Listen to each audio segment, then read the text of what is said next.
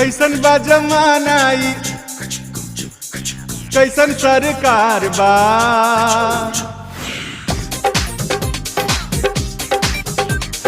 कैसन बा जमाना ई कैसन सरकार बा। मिलत नइखे नौकरी का करो बेरोजगार बा।